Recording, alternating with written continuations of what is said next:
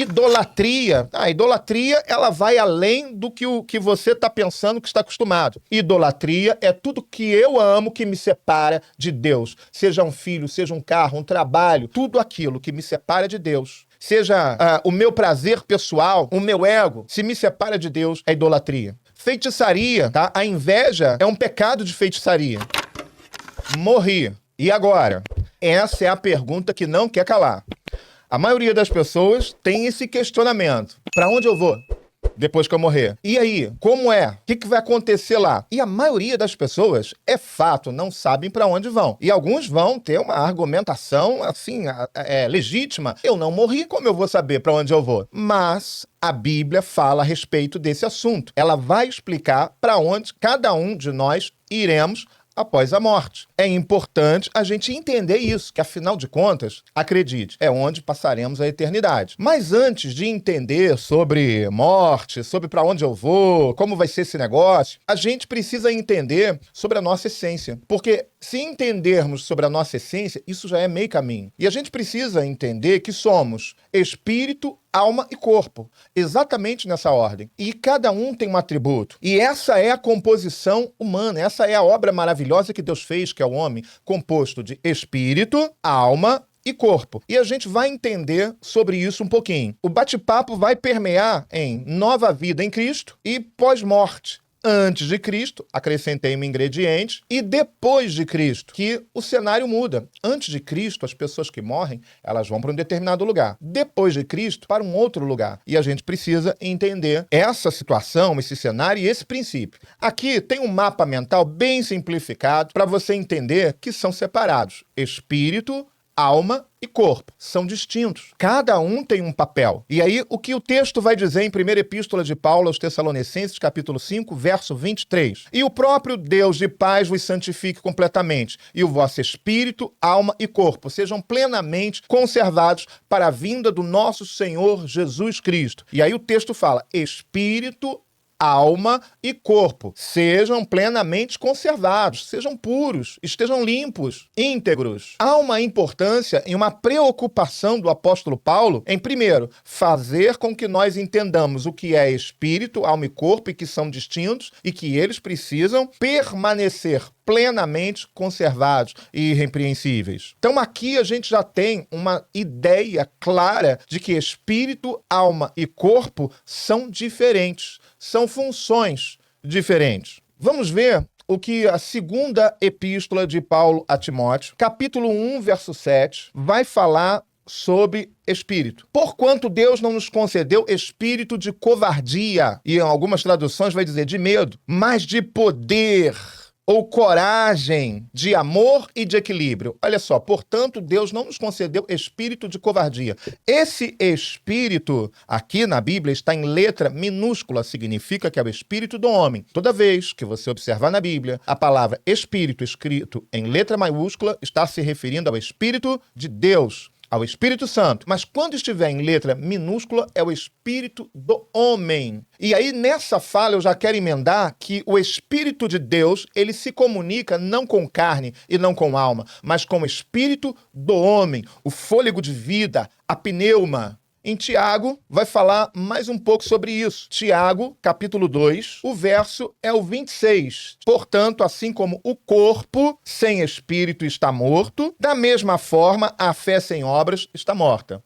Vou repetir. Portanto, assim como o corpo sem o espírito está morto, falando do espírito. Qual é o espírito? O espírito de Deus? Não, o espírito do homem. E ele está trazendo aqui um ensinamento, que o corpo sem o espírito, ele está morto. E isso remete a Gênesis. Quando Deus constrói o homem e ele faz a obra e ele vê que é bom. E o homem é alma vivente. E Deus observa que faltava nele ainda algo, um ingrediente poderoso. Faltava da essência de Deus. E aí Deus sopra sobre o homem. Sopra o quê? O seu espírito, o seu vento, a sua pneuma. A vida de Deus agora passa para o homem. E isso é poderoso. Isso é poderoso. O homem sem o espírito que Deus deu a ele, o fôlego de vida, a pneuma, ele está morto.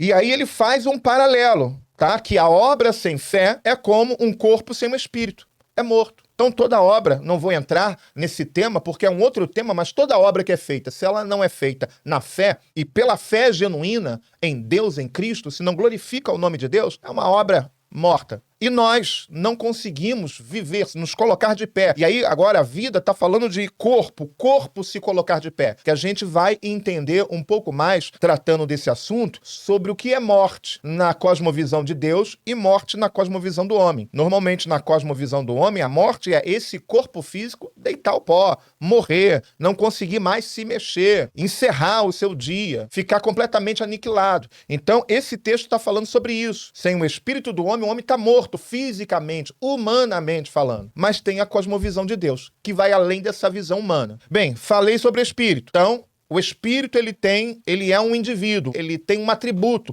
específico, ele faz parte do homem, desse conjunto de atributos que o homem tem. Alma. Marcos vai falar um pouco sobre alma. Marcos, Evangelho, capítulo de número 8, e o verso é o 36. Portanto, o que adianta uma pessoa ganhar o mundo inteiro e perder a sua alma? Texto muito conhecido. Aqui está trazendo uma ideia de que a alma, ela pode ser perdida. Mas a gente não tem essa ideia a respeito do espírito. Sabe por quê? Porque o espírito é de Deus. E o espírito, quando os dias do homem se encerram, ele volta para Deus. Deus toma de volta o seu fôlego, ele captura o seu fôlego e a sua pneuma, que ele cedeu e emprestou ao homem por um determinado tempo. Mas a alma não, a alma ela pode ser perdida. O que adianta você ganhar o mundo inteiro, ser uma pessoa de sucesso, uma pessoa realizada financeiramente, nos relacionamentos, ser famoso, ter um monte de seguidores, de inscritos, tá estourado nas redes sociais, mas e aí? O que importa, na verdade, não é o começo, mas é o resultado final de todas as coisas. O fim das coisas é mais importante que o início delas. E a gente precisa entender isso. Tem pessoas que começam muito bem, mas terminam mal. E existem pessoas que começam mal, com dificuldades, com limitações, capengando, mas elas terminam bem. Porque o que conta, na verdade, é como você termina. Então, que adianta um homem ganhar o mundo inteiro e perder a sua alma? Ainda sobre alma, Atos, capítulo 2, verso 27, vai falar um pouco sobre isso. Porque tu não me abandonarás no sepulcro, nem permitirá que o teu santo sofra decomposição. Aqui em outras traduções, porque tu não abandonará a minha alma no sepulcro. Ou seja, Senhor, não abandone a minha alma na morte. Essa morte aqui que está falando já não é a morte física. Não abandonará a minha alma no sepulcro. Está tratando de alguém que já morreu. Então, na cosmovisão aqui do autor, alguém que já morreu e está clamando a Deus para que a sua alma não fique abandonada no sepulcro. Ou seja, aqui, essa morte que está falando aqui, está falando de separação de Deus. Ou seja, a alma separada de Deus, ela é morta. E essa é a pior morte que o homem pode sofrer, que é a separação de Deus. Ela é infinitamente maior do que a morte física, porque a morte espiritual que separa o homem de Deus, ela vai te conduzir para uma eternidade de sofrimento e distante do Pai, distante do lugar original que foi projetado para você, que é junto do Pai. Interessante isso, né? Ainda falando sobre alma, lá em 1ª Epístola de Pedro, capítulo 1, verso 22. Considerando, pois, que tendes a vossa vida purificada pela obediência à verdade, que leva ao amor fraternal não fingido. Amai uns aos outros de todo o coração. Considerando, pois, que tendes a vossa vida. Aqui, vida, em outra tradução, é alma. Está falando de alma. Que a vossa alma seja purificada pela obediência e verdade. A alma precisa ser purificada pela obediência e verdade. O espírito está pronto, a Bíblia diz isso. Mas a alma, ela precisa ser purificada. Por causa do pecado original de Adão, a contaminação entrou em todos nós. Todos, sem exceção. Como em Romanos, o apóstolo Paulo vai dizer, todos pecaram e destituídos estão da glória de Deus. Ou seja, separados. Já é natural do ser humano pecar, mas ele não pode se conformar com o pecado. Ele precisa reconhecer e a cada dia ter a sua alma melhorada. A alma, ela precisa ser trabalhada e evoluída aqui. E o instrumento que é utilizado para a evolução da nossa alma, para que nós sejamos melhor, uma pessoa melhor, é a verdade. E aqui a verdade está em letra maiúscula. A verdade aqui é o verbo. O verbo é Cristo. É através de Cristo, é através do verbo que nós melhoramos, que nós nos tornamos pessoas melhores, porque o homem não consegue isso de si mesmo. Por mais bom que ele aparente ser, por mais ilibado que ele seja, ainda que ele pague as suas contas em dia, que trate muito bem as pessoas, a nossa régua, o nosso canon é vara de medir, medida, a nossa medida ela é muito baixa diante de Deus. Na concepção, na visão de Deus, e aí eu gosto de utilizar essa palavra que ela dá uma abrangência maior na cosmovisão de Deus, isso ainda é muito pouco, não é o suficiente para chegarmos diante de Deus e falarmos, nossa, eu sou uma pessoa boa, a minha alma é boa. Não, nós precisamos, somos dependentes do amor do Pai. E ainda bem que Ele nos ama. Ainda bem que Ele ama a nossa alma. A Bíblia diz que Deus amou todas as almas do mundo de tal maneira que entregou o seu Filho unigênito por amor para todo aquele que nele crê, para que tenha vida e vida em abundância. Muito bem. Agora vamos falar sobre o corpo, para dar um entendimento também sobre o corpo. Primeira epístola de Paulo aos Coríntios, o capítulo é o 3 e o verso 16 e 17. Não sabeis que sois santuários de Deus e que o seu Espírito habita em vós? É uma pergunta. Não sabeis que sois santuários de Deus e que o Espírito de Deus habita em vós? Habita onde? Na alma? Não, ele habita no corpo. Nós somos esse corpo, ele é santuário, ele é templo. Houve momentos que Deus habitou num templo construído por mãos humanas, feito de tijolo, talvez de concreto, e alguns, na era pós-moderna, ainda acreditam nisso. Mas não, esse é o templo de Deus, é o templo do Espírito Santo. É esse aqui, é o seu corpo, é o meu corpo. É a Bíblia que está dizendo, não sou eu. E isso parece ser lindo, parece romântico, mas isso não é romântico. É lindo, maravilhoso, mas não é romântico, porque isso gera em nós uma responsabilidade enorme sobre o nosso corpo. Todos os cuidados possíveis sobre o nosso corpo. Começando cuidando para que o nosso corpo não seja instrumento que aborreça a Deus e um instrumento para pecado, um instrumento de degradação e de destruição da nossa vida, da nossa alma e de outras pessoas. É o cuidado que nós precisamos ter com o nosso corpo. Muito bem, penso que ficou entendido que nós somos corpo, alma e espírito pelos textos lidos. Agora vamos evoluir. Na evolução, a gente vai entender os atributos de cada um. Quais são os atributos do espírito, quais são os atributos da alma e quais são os atributos do corpo. Bem, sempre começando pelo espírito, porque a Bíblia diz que nós somos primeiro espírito, depois alma e depois corpo. Primeiro o atributo do Espírito Santo, comunhão com Deus. O espírito do homem, ele anseia em se relacionar, em ter comunhão com o Espírito de Deus. E o Espírito de Deus é o Espírito Santo, aquele que habita em nós. E o Espírito de Deus se comunica, não é com a alma, ele se comunica no nosso espírito. É com o nosso espírito que ele vai falar, é online. Sabe, aquela internet full de 200 megas dedicado, nem sei se você tem isso na tua casa, isso é mais para empresa, mas é aquela internet que não falha, que é limpa, full, pode contar. O nosso espírito, ele se comunica com Deus, ou pelo menos deveria se comunicar dessa forma, full, direto, reto, rápido, porque essa é a vontade de Deus. Esse é o projeto de Deus. O Espírito, ele também é intuitivo, e isso é importante. O que é ser intuitivo? Intuição é tomar a decisão certa com poucos recursos. O Espírito do homem, ele é intuitivo. Se ele estiver ativado, e a gente vai entender o que é estar ativado, ele consegue tomar as decisões certas com pouca informação, com pouco recurso, porque ele está conectado a Deus. A alma, ela é responsável e tem como atributo o intelecto. Sim, o intelecto, a nossa inteligência, a capacidade de aprender, de assimilar. Na alma é que saem as emoções, e a gente tem um monte de problemas hoje emocionais, doenças psicossomáticas, que são doenças da alma, ansiedade, que é o excesso de futuro, depressão, excesso de passado, são coisas da alma, fazem parte da natureza da alma. E vontade, que são os desejos que nós temos, sabe? E tem uma coisa que hoje é muito forte na nossa alma, em linhas gerais, é óbvio que essa fala e esse discurso não é para todos, que é o egocentrismo, a administração do excesso de ego. Nós vivemos um tempo em que as pessoas estão com excesso de ego, elas estão transbordando o ego, eu sou,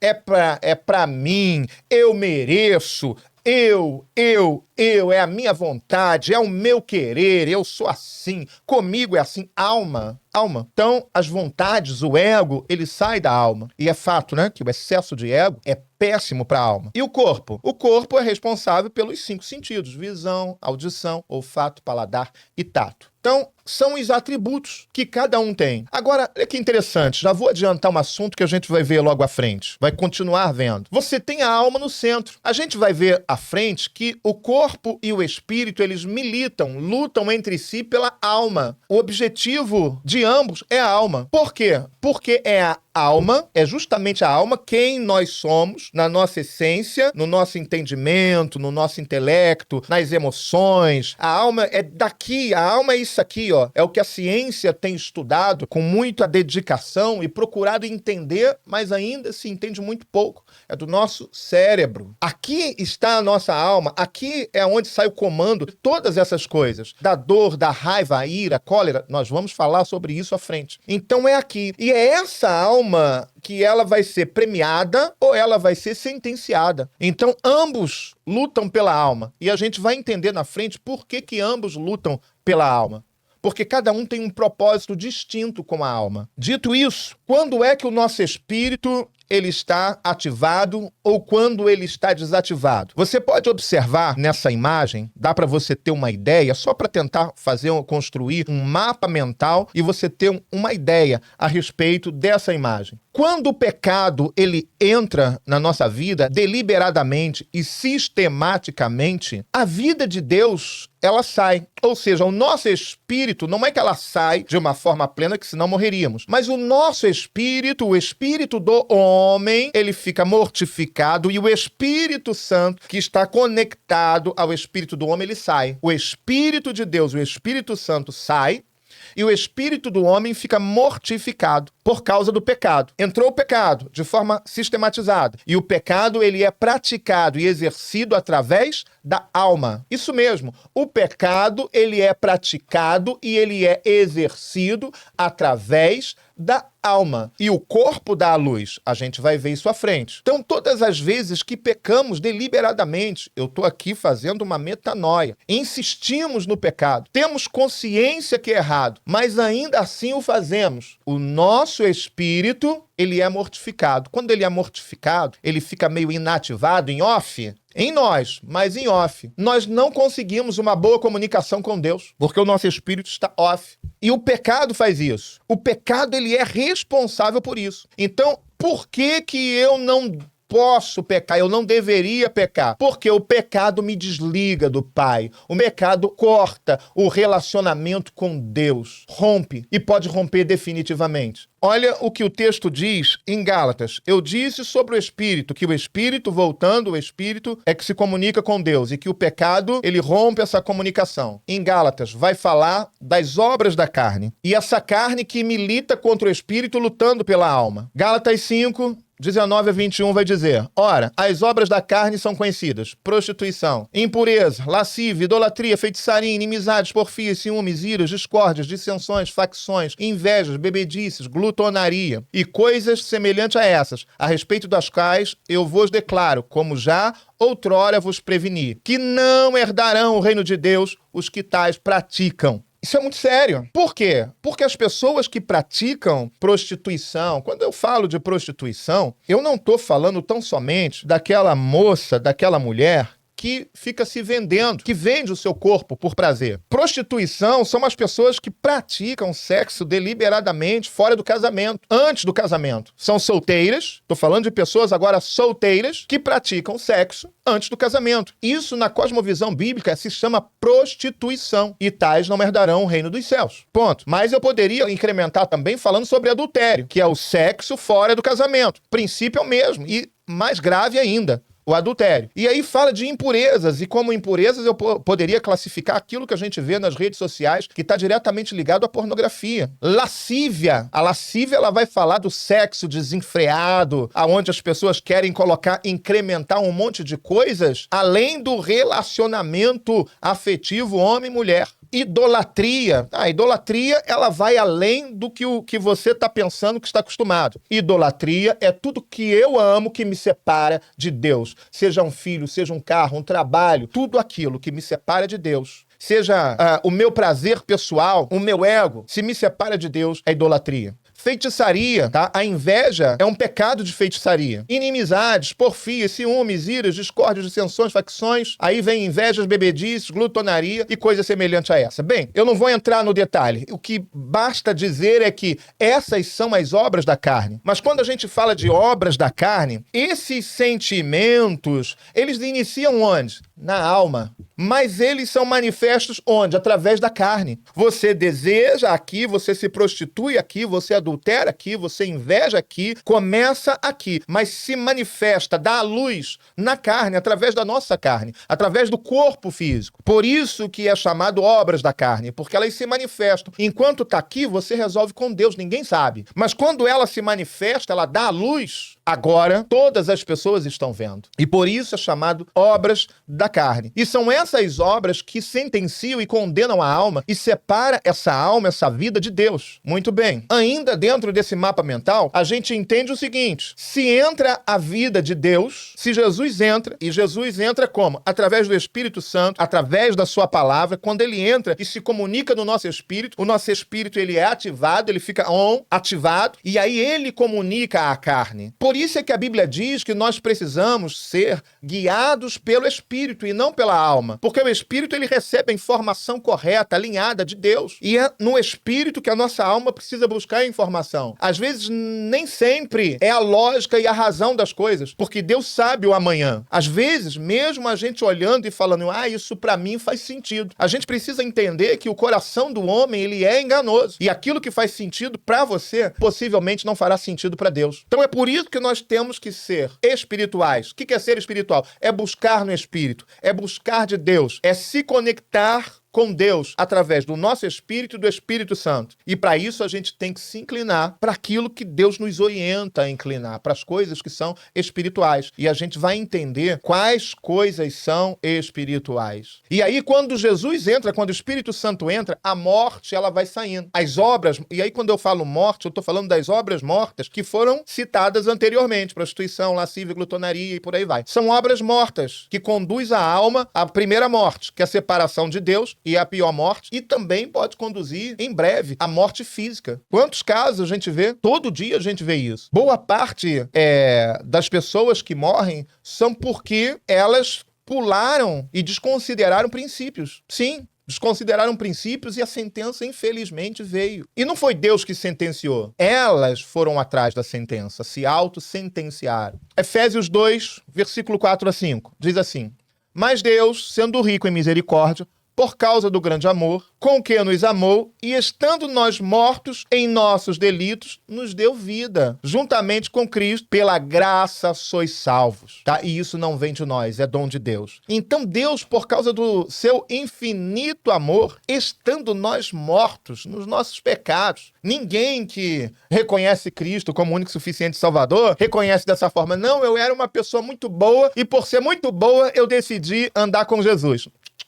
Se você pensou isso, está errado. Você acabou de mostrar que é uma pessoa má. Porque a Bíblia diz que ninguém é bom. Ninguém é bom. Eu não sou bom. Tá? Mas é a palavra, é Cristo que nos torna pessoas melhores. É a palavra dele aplicada e vivida que nos torna pessoas melhores. Então nós estávamos perdidos, a Bíblia diz isso, Romanos, apóstolo Paulo mais uma vez, que nós estávamos perdidos em nossos delitos, em nossas falhas, na ignorância, mas ainda assim Deus nos amou. E em Cristo fomos alcançados pela graça. Se reconhecemos Cristo como o nosso remissor, como aquele que pode nos redimir, nos resgatar, nos limpar e nos purificar, somos alcançados gratuitamente por essa graça. Não tem a ver com meritocracia, porque por mais que façamos, não somos merecedores. Por quê? Olha o que eu disse, porque a nossa régua ela é muito baixa, o nosso canon ele é muito baixo, a régua de Deus é mais elevada. E Jesus foi o único que conseguiu satisfazer os desejos e as exigências de Deus. Ele foi o único e fez isso por nós, fez isso por mim, fez isso por você. O Espírito. Vamos entender quais são as obras do Espírito. Falamos da obra da carne e agora vamos falar das obras do Espírito. Mas o fruto do Espírito é amor, é alegria, é paz, longanimidade, benignidade, bondade, fidelidade, mansidão, domínio próprio. Contra essas coisas não há lei. Se vivemos no Espírito, andemos também nele. Se vivemos no Espírito, andemos também nele. Isso é muito importante. Olha só, amor, alegria, paz, longanimidade, benignidade, bondade.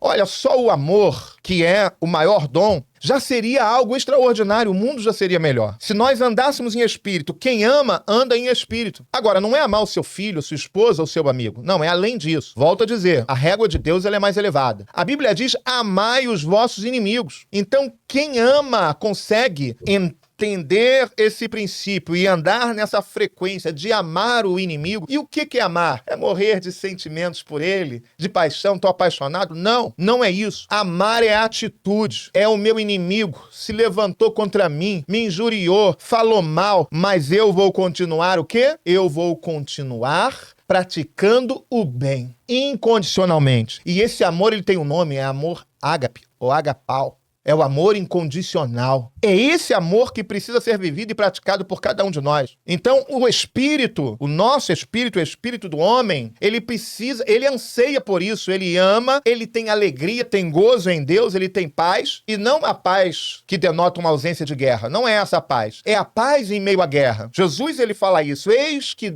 vos deixo a minha paz vos dou. Ou seja, o mundo pode estar um caos, mas você está em paz de espírito, está tranquilo e certo que Deus está com você e Deus está no controle. Isso é uma obra do Espírito, isso é andar em Espírito. Longanimidade, saber esperar e esperar em Deus. Se Deus falou, é fato que ele vai cumprir. Benignidade, ser bom, praticar o bem, isso ser um estilo de vida, a prática do bem. Nós precisamos viver essa realidade. Bondade, fidelidade. Nós vivemos um tempo de infidelidade, onde as pessoas não são fiéis nos contratos, não são fiéis na palavra, não são fiéis nos pactos. Elas fazem pacto hoje e rompem amanhã, diz que mudaram de ideia. Então, fidelidade, Deus ele é fiel para conosco, para com cada um de nós. Ele não muda de ideia a nosso respeito. Não é o nosso comportamento que faz com que Deus mude de ideia a nosso respeito. A ideia e os pensamentos de Deus são de paz, são de bem, independentes da nossa atitude. O texto diz que ele nos amou primeiro, quando ainda estávamos em nossos delitos. Então, fidelidade, mansidão. Gente, as pessoas, elas andam com os nervos à flor da pele, né? No trânsito, as pessoas se revelam. Nos relacionamentos, às vezes no trabalho, em casa, você pergunta algo, a pessoa já responde com 5 pedras na mão, sabe? Isso é falta de frutificar no Espírito. E nós precisamos frutificar no Espírito. Essa alma, ela precisa se inclinar para o Espírito. Nós precisamos decidir para onde nós vamos nos inclinar. Se é para as obras do Espírito, que são essas que eu estou falando, ou se são para as obras da carne, que foram ditas. A alma, ela escolhe. Ela não tem livre-arbítrio, não. É um outro assunto. Arbitrariedade. Não, a alma não tem. Você tem escolhas. E de acordo com as suas escolhas, você tem consequência. Eu escolho o caminho da bênção, da maldição, ou da direita ou da esquerda. Subir ou descer. Eu escolho. Deus me deu essa liberdade de escolher. Não de arbitrar, mas de escolher. Mas de acordo com a minha escolha, eu terei uma consequência, ou uma premiação. Muito bem. Seguindo.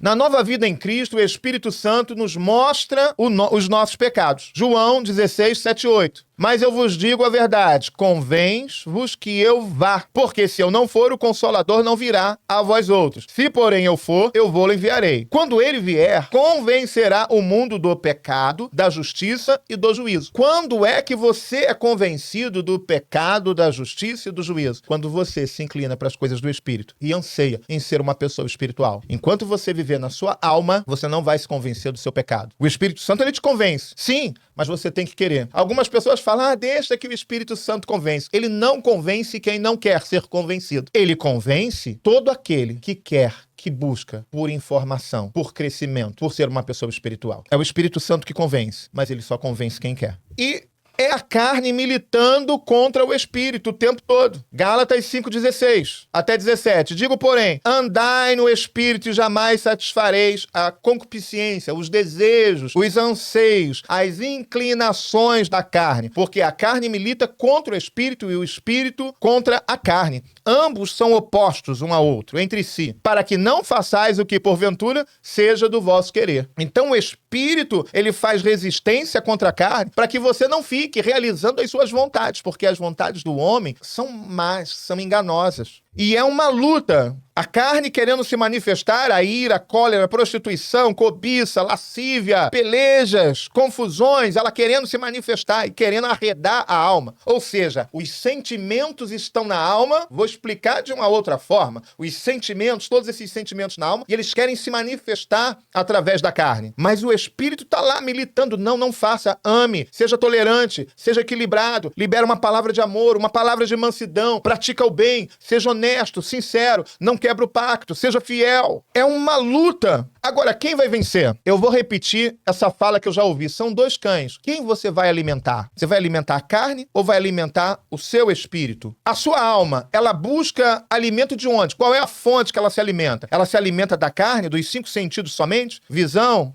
olfato? É isso que ela se alimenta? Ou ela se alimenta das coisas espirituais? Ela se alimenta de ira, cólera, prostituição, daquilo que ela vê, das coisas que ela sente? Do que a sua alma tem se alimentado? Porque de acordo com do que ela se alimenta, ela vai frutificar. Então, se ela se alimenta das coisas espirituais, ela vai inclinar para o espírito. Se ela se alimenta das coisas carnais, grande será o nível de carnalidade na sua vida. O que pediu Jesus por seus discípulos? Bem, está lá em João 17,15. Não peço que os tire do mundo, e sim que os guarde do mal. Nós precisamos fazer a diferença aqui. Eu sei que às vezes a gente vê tanta coisa errada, a nossa alma, principalmente quando nós inclinamos para as coisas espirituais, aí a gente começa a ver tanta coisa errada, mas primeiro dentro de nós, na gente, que a gente pensa assim, alguns pelo menos pensam, Senhor Jesus, eu quero ir embora, me leva. Nós temos um tempo determinado por Deus e nesse tempo nós precisamos manifestar a glória dele. Que o Senhor nos livre do mal, mas nós precisamos brilhar. Que o mal se afaste de nós, mas a glória de Deus precisa resplandecer através das nossas vidas. Como permanecer firme e vencer o mundo? Para aprender a vencer o mal. Provérbios 27:12. O prudente vê o mal e esconde-se, mas os simples passam adiante e sofrem a pena. Tem que pensar sobre isso.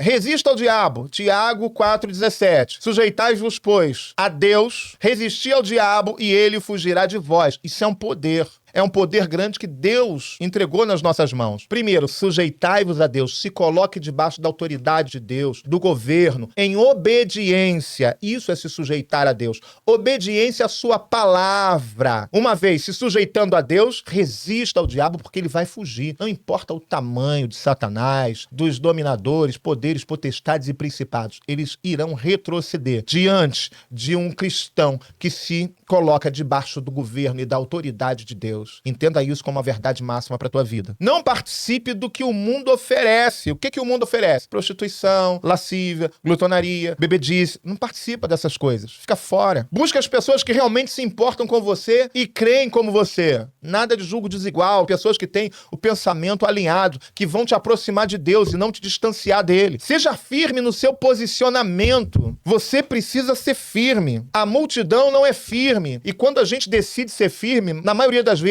caminharemos contra a multidão, mas não retroceda, seja firme. E firme o seu relacionamento com Deus, através de devocional, relacionamento diário e oração. 2 Coríntios 5,17. E assim, se alguém está em Cristo, nova criatura é. E as coisas antigas já se passaram e eis que tudo se fez novo. Então, não importa o que você viveu, o que você fez, o quanto você pecou, quantos delitos cometeu, dependendo do delito, é um fato que você vai prestar conta para a justiça. Mas, se alguém está em Cristo, segundo a visão de Deus, nova criatura é. As coisas antigas se passaram e tudo se fez novo. E agora começa daqui para frente. Falamos até aqui sobre espírito, alma e corpo. E aí, aqui a gente tem um mapa mental do corpo, da alma e do espírito. Só para você ter uma ideia um pouco mais clara. Morri. E agora? Vamos entender sobre esse assunto. Antes da morte e ressurreição de Cristo, quando uma pessoa morria, o destino do corpo era, e ainda é, apodrecer. Quando uma pessoa morre, desde a antiguidade, o destino do corpo é apodrecer, voltar ao pó. Deus já sentenciou que o homem,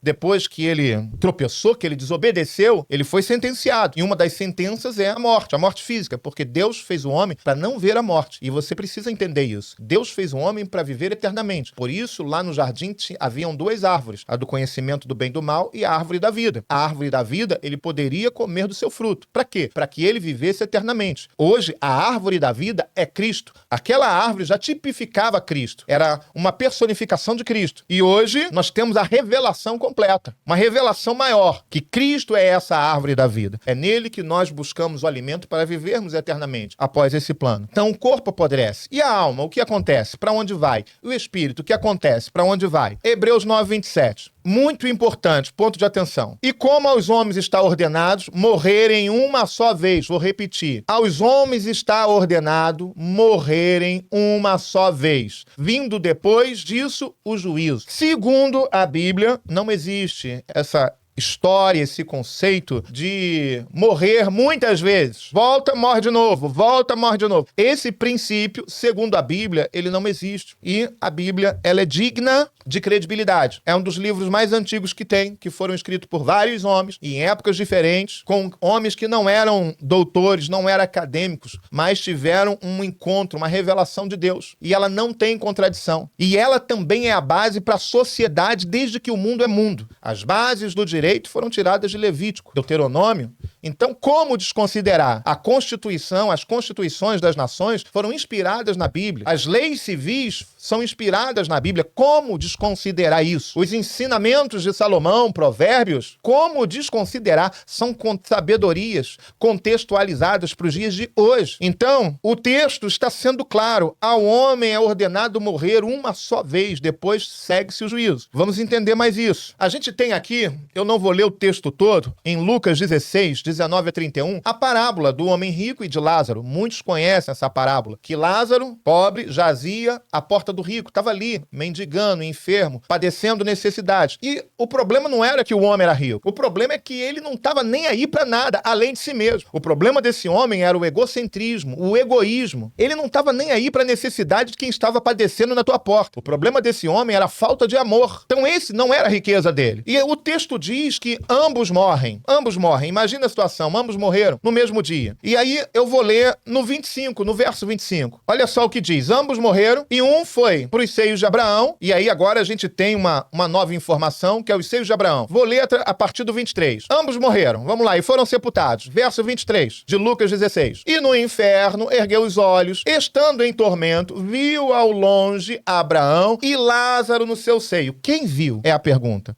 O homem rico. Então, olha só, vamos fazer um mapa mental. O homem rico morreu, foi para o inferno, só que lá do inferno, ou Sheol, de onde ele estava, ele conseguia ter visibilidade. Ele tinha visibilidade de Abraão e Lázaro no seu seio, no seu peito, se regozijando, tranquilo, em paz. E chamando disse: Pai Abraão, tem misericórdia de mim e manda Lázaro. Manda que Lázaro molhe na água a ponta do seu dedo e refresque a minha língua. Ou seja, lá era um lugar de tormento. Havia muito calor, ele estava sendo queimado, estava sufocado, estava sedento. Porque estou atormentado nessas chamas. O texto é muito claro. Disse, porém, Abraão, e isso é muito importante, guarda isso. Disse, porém, Abraão, lembra-te que recebeste os teus bens em vida. E o problema não era ele ter bens. O problema era a forma com que ele administrava os seus bens. Algumas pessoas acham que a sua riqueza é sua. Não, Deus te emprestou. Você é mordomo da sua riqueza, da sua prosperidade. Então, preste bem atenção como você a emprega e administra. Então, voltando para o texto. Recebeste todos os bens em vida, e Lázaro somente males. E agora ele está sendo consolado e tu atormentado. E além disso, verso 26, muito importante, guarde isso. E além disso, está posto um grande abismo entre nós e vós. Opa! Tem uma informação muito importante aqui. Havia as pessoas que morriam naquela época, entenda que Jesus aqui não havia sido crucificado ainda. Não tinha acontecido a morte e a ressurreição. Então, naquela época, as pessoas iam, o que a gente entende, poderia colocar, para uma dimensão onde o inferno e esse lugar chamado, ou apelidado como seios de Abraão, as pessoas conseguiam ver quem estava de um lado e de outro. Tinha visibilidade. Havia uma percepção do outro, lá do outro lado, nessa dimensão paralela, né? Tá bem contextualizado. Era uma dimensão paralela em que havia a possibilidade de ter visibilidade e até uma comunicação. E isso é real. no mundo espiritual, essa dimensão paralela, mas não vou entrar nisso. E Lázaro faz essa comunicação, só que o texto diz que havia um abismo,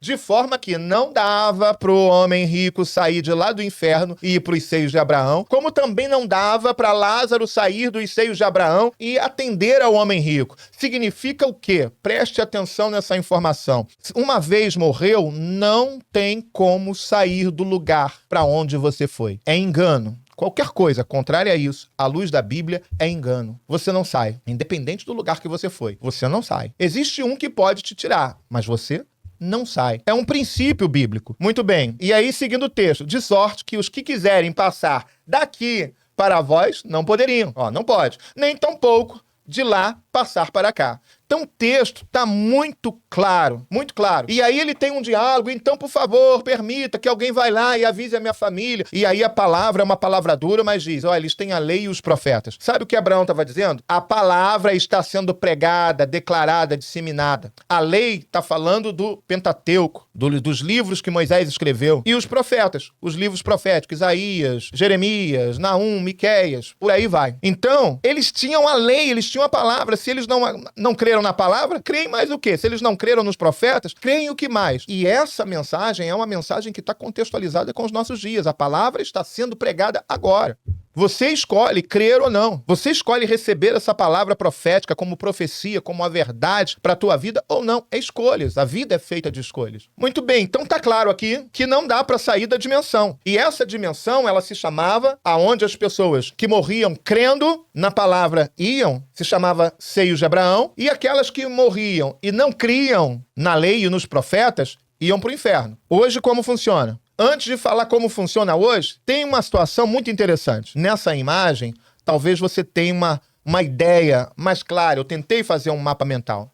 Eles, para serem redimidos, eles tinham que acreditar em quê? Na profecia, na promessa, que haveria de se cumprir. Então eles tinham que olhar para frente, para o futuro, acreditando que tudo aquilo que os profetas falavam, que a lei de Moisés, que aquilo era uma verdade e era um guia para que eles alcançassem a redenção. Então eles olhavam para frente, acreditavam naquela palavra, tinham como uma verdade máxima, acreditavam nos profetas e eram redimidos. Porque os profetas apontavam para onde? Para a cruz, para Cristo. Já nós, é muito mais fácil, porque nós olhamos para trás. Nós olhamos agora para a promessa cumprida. Jesus veio, os profetas falaram sobre ele veio, ele morreu, ele ressuscitou, foi assunto aos céus. Então para nós é muito mais fácil. Vamos para o texto. Olha lá em Isaías, antes de Cristo, as pessoas em que palavra eles tinham que se firmar. Então Isaías 9:6. Afinal, um menino nos nasceu e um filho nos foi concedido. E o governo está sobre seus ombros. Ele será chamado Maravilhoso Conselheiro, Deus Todo-Poderoso, Pai Eterno, Shalom, Adonai, Príncipe da Paz. Eles tinham que crer nessa mensagem, que viria um Messias, que viria um homem, e ele seria maravilhoso, conselheiro, Pai da eternidade, Príncipe da Paz, e ele seria o resgatador e o remissor. Eles tinham que acreditar nessa palavra e nessa mensagem. Romanos 4:3 também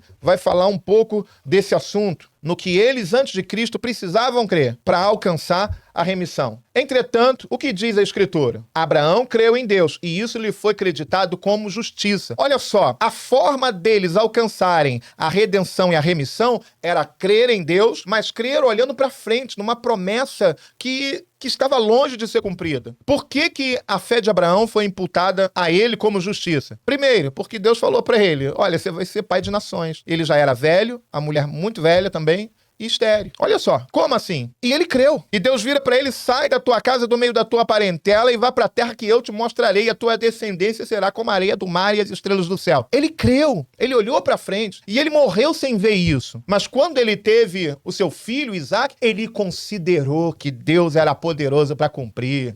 Uou! Ele considerou. Deus sempre nos dá indícios que ele vai cumprir, que ele vai fazer para fortalecer a nossa fé. Então, enquanto Abraão olhou para frente, nós olhamos para trás. Marcos 16:16. Aquele que crer e for batizado será salvo. Olha só que interessante. Aquele que crer e for batizado será salvo. Todavia, quem não crê será condenado. O princípio ainda é o mesmo, a fé. A fé é o princípio. A fé é o fundamento para alcançarmos a redenção. Mas só que nós olhamos para trás. Nós olhamos para quem? Aquele que crê em quem? Aquele que crê em Cristo. Aquele que crê em Cristo. Que ele morreu e que ele ressuscitou. É mais fácil para nós do que para eles. Por isso o rigor conosco será muito maior. João 14:21. Aquele que tem os meus mandamentos e obedece, esse é o que me ama. E aquele que me ama será amado por meu Pai. E eu também o amarei, me revelarei, me manifestarei a ele. Então, crê em quê? Crê nos mandamentos, nos escritos, crê na palavra, já está aqui. A bússola está aqui toda escrita, cheia de orientações sobre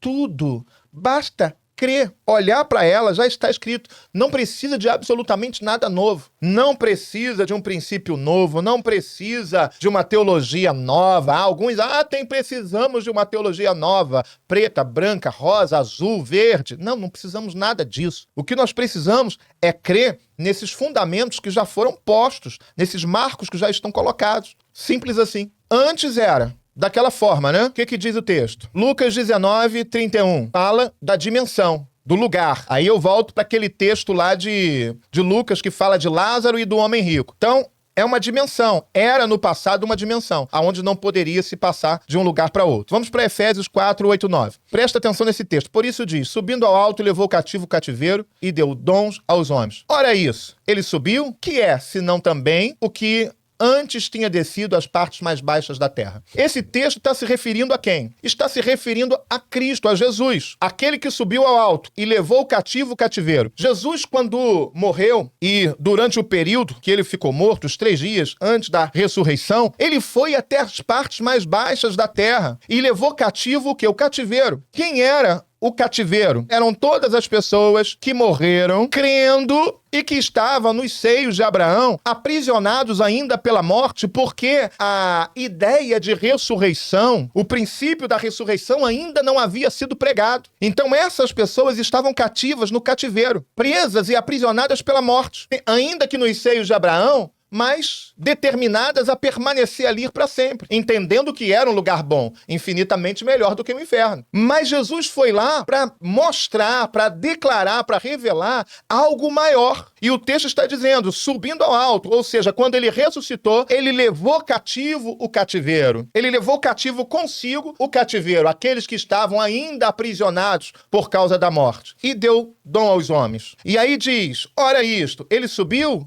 que é, senão também, antes tinha descido a partes mais baixas da terra. Ele foi até as partes mais baixas da terra e pregou. Alguns vão dizer, Jesus pregou aos espíritos, aos demônios. Não, Jesus não foi para perder tempo, para pregar para espírito, porque a pregação da palavra, o verbo, não é para os espíritos decaídos e não é para aqueles que já estão no inferno sentenciados. A pregação do evangelho são para os salvos, para aqueles que creem, para aqueles que estavam mortos fisicamente, mas morreram crendo, estavam no seio de Abraão. Foram esses que ouviram a pregação, que estavam nessa dimensão agora declarada como parte mais baixa da terra. Faz sentido isso? Primeira epístola de Pedro 3:19-20, no qual também foi e pregou aos espíritos em prisões. Aqui tratando a palavra espírito, o conceito de espírito, mas são as almas que estavam cativas no seio de Abraão. Não eram para os espíritos decaídos. Não eram para as pessoas que estavam no inferno. Para as pessoas que estavam em prisão, aprisionadas pela morte. Sabe? Levou cativo o cativeiro. Esses textos, eles estão interligados. Jesus levou cativo o cativeiro, foi até a parte mais baixas da terra e pregou para essas almas, que aqui está tratando como espíritos, os quais, olha só como a gente vai entender que são almas e não espíritos. Continuando o texto, os quais, noutro tempo, foram rebeldes quanto à longanimidade de Noé. Quem foi rebelde quanto à longanimidade de Noé? A gente precisa entender. Foram demônios ou foram as pessoas em primeiro plano? As pessoas. Os demônios, eles não fazem resistência a Noé, nem a mim, nem a você. Eles fazem resistência a Deus. Eles querem resistir a Deus. Então, tá falando de quem? Das pessoas que resistiram à longanimidade de Noé. Pensa em Noé, no tempo dele, construindo uma arca, falando que ia chover, sendo que até ali nunca tinha chovido na terra. Não vou entrar no detalhe, mas só para você entender. As pessoas fizeram resistência a essa longanimidade de Noé, de construir a arca por décadas. Por décadas. Quanto à longanimidade de Deus esperava nos dias de Noé, enquanto esperava a arca, na qual poucas, 8 pessoas foram salvas pela água. Mais um texto. 1 Coríntios 15, 54 e 55. E quando isto que é corruptível se revestir da incorruptibilidade e isto que é mortal se revestir da imortalidade, então cumprirá a palavra que está escrita: tragada a morte na vitória. Quem foi tragada na vitória? Quem aprisionava o cativeiro, quem subjugava o cativeiro. Então, esse texto está falando que Jesus, ele venceu a morte, tragada foi a morte na vitória. Que vitória é essa? Foi a ressurreição de Cristo, foi o fato dele ter levado consigo o cativeiro e ter destruído os aguilhões da morte. Onde está a morte, o teu aguilhão? Onde está a morte? Onde está, ó inferno, a tua vitória? Tudo isso que foi falado foi antes e até a ressurreição de Jesus. E agora, como as pessoas vivem após o pós-morte, após a ressurreição de Cristo? Então, Salmos 24, 7 diz... Olha só, levantai, ó portas, as vossas cabeças, levantai, ó portais eternos, ó entradas eternas, que entrará o Rei da Glória. Quem é este Rei da Glória? O Senhor forte, poderoso, o Senhor poderoso na guerra. Levantai, ó portas, as vossas cabeças, levantai, ó entradas eternas, que entrará o Rei da Glória. Quem é este Rei da Glória? O Senhor dos Exércitos, ele é o Rei da Glória. Está escrito, selá, silêncio nos céus. Está falando de quem? Está falando de Jesus. Mais uma vez o texto interligado, falando de Jesus. Quando chega, é assunto aos céus, chega nos céus, vitorioso, glorioso, vencedor, levando consigo cativo o cativeiro, tendo exposto o inferno à vergonha, tendo derrotado o aguilhão da morte. Chega agora Jesus com o povo. E ele chega com esse povo que saiu de onde? Dos seios de Abraão. E foi para onde? Apocalipse 6, 9 vai dizer. E aí a gente consegue fechar essa conversa e essa estrutura. Apocalipse 6, 9 a 10 vai dizer o seguinte: e havendo aberto o quinto selo, vi debaixo do altar as almas que foram mortas por amor à palavra. Qual palavra? Por amor à palavra de Deus e por amor ao testemunho que deram. E clamaram com grande voz dizendo: até quando, ó verdadeiro, ó santo dominador, não julgas e vingas o nosso sangue dos que habitam sobre a terra? Muito bem. Aqui está falando de pessoas, de um grupo de pessoas que morreram, que foram salvas e que agora o lugar delas de descanso é debaixo do trono de Deus, debaixo do altar de Deus. Hoje, as pessoas que morrem em Cristo, crendo na palavra, crendo nos princípios, crendo na fé. Para onde elas vão? Para o seio de Abraão? Não. Isso era antes da morte e da ressurreição de Cristo. Hoje, elas vão para debaixo do trono de Deus. E lá, elas ficarão até que Jesus cumpra a promessa de ressurreição de cada um de nós. Que assim como ele é, nós também seremos. Assim como ele nos vê, nós também o veremos. E receberemos, como Jesus tem, um corpo incorruptível, incontaminável. Então, até que essa promessa se cumpra, cada um dos que morrem em Cristo ficarão guardados debaixo do trono de Deus. Espero que tenha sido esclarecedor para a tua vida. Guarde essa palavra como uma verdade máxima para a tua vida, porque essa palavra vai gerar fé em você e vai te conduzir para a tua eternidade com Deus. Você não foi feito para o inferno. Você é cidadão dos céus. Ande em espírito e viva em espírito. Deus te abençoe.